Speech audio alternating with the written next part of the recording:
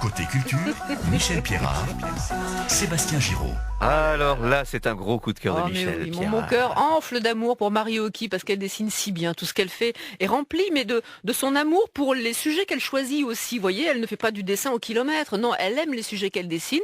Elle vient de nous faire un Cali intégré dans un tableau de Gustave Courbet. C'est absolument merveilleux. C'est le début d'une longue série. Elle est de Saleil, Marie Hockey. Bonjour Marie.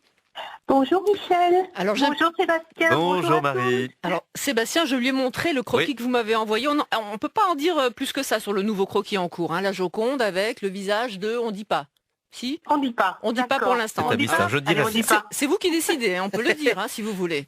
On dira à la fin. On dira à la fin, d'accord, c'est un gros teasing. Alors, vous avez fait Cali sur ce tableau de Gustave Courbet qui s'appelle Le Désespéré. C'est pas forcément le Gustave Courbet le plus connu du monde, mais il suffit de taper Hockey, donc Marie Hockey sur Internet et on va le voir, il est sublime. Votre premier outil, c'est le crayon, mais avant ça, j'ai l'impression que c'est le cœur ou l'âme, votre outil. Effectivement, on met du cœur dans ce qu'on fait et ça passe par le crayon et le feutre aussi. Il y a tout un tas de médiums qu'on peut utiliser et qu'importe l'instrument. C'est vrai que c'est ce qu'il y a derrière qui est important aussi. Alors, les portraits classiques, vous faites aussi de la caricature, mais un petit peu moins. C'est pas forcément le gros de votre production.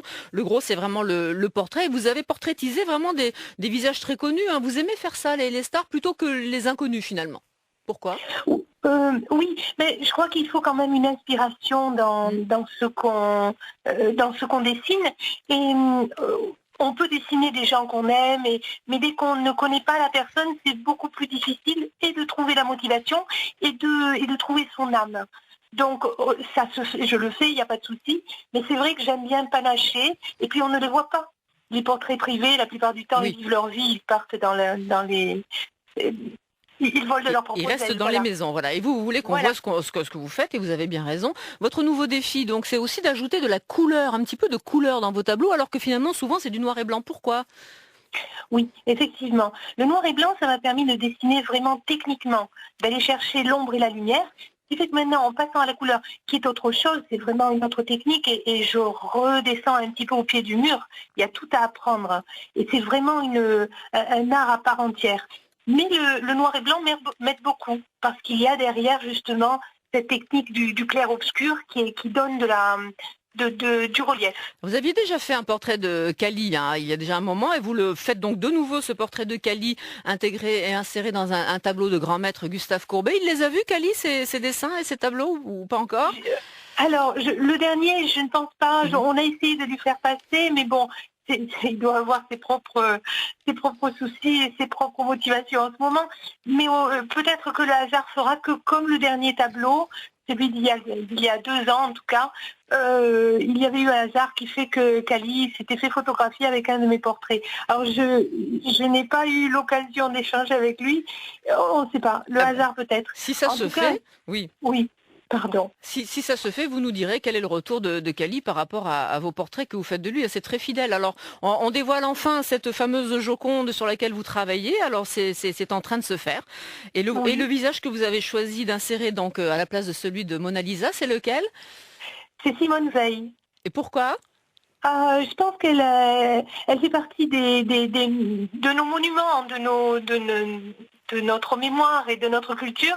Ça me paraissait tellement lié. Mais en même temps, je crois que le fait de dessiner une célébrité dans un tableau de maître, c'est aussi des rencontres de hasard. Voilà, donc il y a aussi une correspondance visuelle. Qu'est-ce que vous allez faire de toutes ces œuvres ? Vous les vendez, vous les exposez, vous les gardez, Marie Hockey ? Alors là, en ce moment, c'est vrai que les exposer, ça va être difficile, mais c'est pas grave. Il faut être créatif avec sa créativité. Si on ne veut pas les exposer, eh bien, on en parlera. De toute façon, ça ne va pas empêcher les crayons de produire et d'être inventif. Voilà, on va travailler à l'intérieur puisque l'extérieur est difficile en ce moment. Voilà. Marie Hockey, on voit tous vos dessins en ligne, je le rappelle, OCCHI, votre nom de famille et votre nom d'artiste. Merci d'avoir été avec nous, Marie. Et bonne continuation sur la Joconde, Simone Veil dans la Joconde. Merci beaucoup.